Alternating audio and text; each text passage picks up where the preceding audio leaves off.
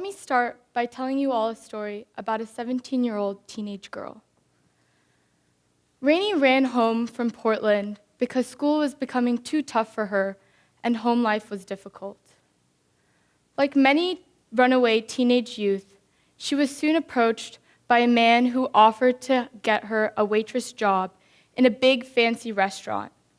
Lots of money, beautiful clothes, shoes, and the opportunity to make new friends in Florida. He ended up driving her to Florida, but when they arrived, he insisted that she had to pay him to cover their hotel and gas costs. He physically assaulted her and threatened that she would never see anyone else in her family again if she did not engage with sex with a dozen men a day to earn enough money to repay him. Some of these men were as old as Rainey's grandpa. I know that many people think that only girls are trafficked, but they could not be more wrong. According to UNICEF, over 100,000 children, both boys and girls, are victims of child trafficking in the United States alone. I asked myself, could this have been prevented? Would Rainey have made a different choice if she had been aware of the thousands of similar cases where girls are lured and trapped the exact same way? Aren't we all collectively responsible in ending this child trafficking? These same questions have haunted me since my encounters with the street children in India during my summers. During my visits to India, I have seen children, little children, work in construction jobs, selling things in the streets, begging in the streets, or doing agricultural labor in the fields. Many of these kids have ran away from their homes, approached by traffickers with the promise of a better life, and then put to work by these traffickers to earn money for them. According to all these children are born into this world just like you and me. Remember our carefree elementary and middle school days, even our high school days. Our only worries at the most may be studying, our relationship with our friends, and as we grow older about acne, right? Of course, now it is, what college will I end up in? But for these trafficked children, though, it is a horrible, horrible life out there with nothing to look forward to. They beg on the streets day in and day out, eat whatever they can find, even if it's something from the garbage or nothing or at all. UNICEF says that child victims of child trafficking are recruited for the sole purpose of exploitation. They may be forced to work in sweatshops, in construction sites, in the streets, or in agricultural labor. Some of these kids may even be forced to fight in wars as child soldiers, work in restaurants and hotels. Some are even forced to work in brothels and strip clubs, and in escort and massage services. For a very long time, I assumed and I told my friends in India that trafficking did not happen in California.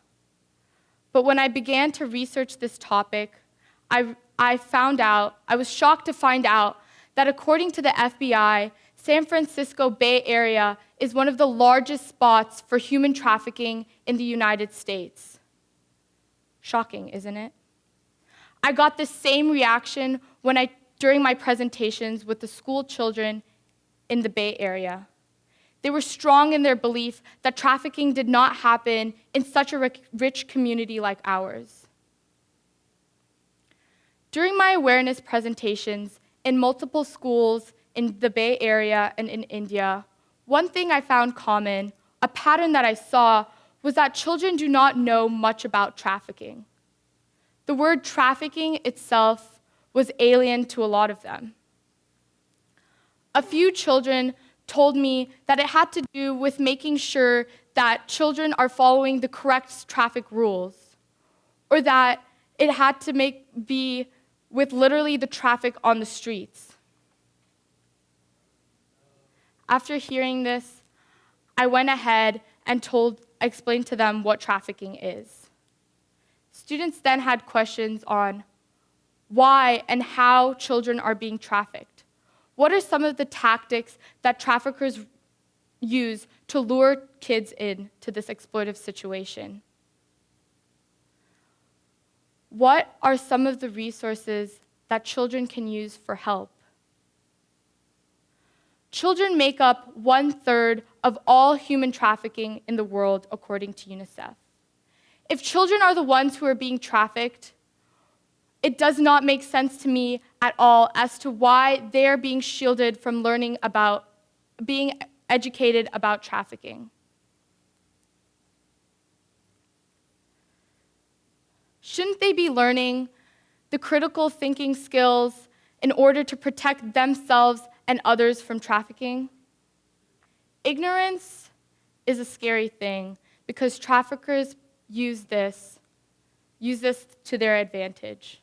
It is clear to me from my awareness presentations that children do not know enough about this topic. What I have learned is that no matter where in the world, traffickers prey on children who are vulnerable.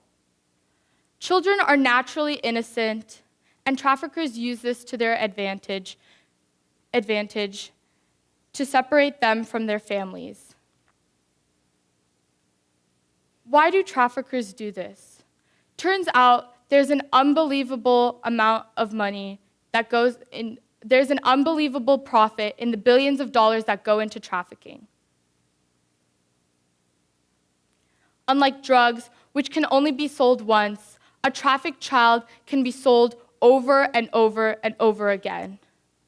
What fuels this business is ignoring it, looking the other way, the mindset that it is not my life.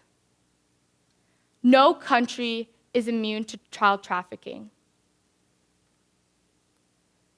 No country is immune to child trafficking, and this is why we should protect our children.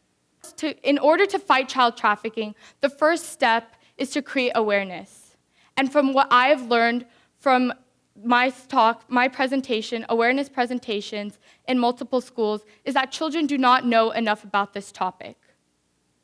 Lessons on child trafficking should be taught in school classrooms all around the world at least once in the beginning of the school year. Fighting for children whose voices can't be heard is in our hands, your hands. I am asking you to pledge your support in creating awareness about child trafficking and fight for our children. Thank you.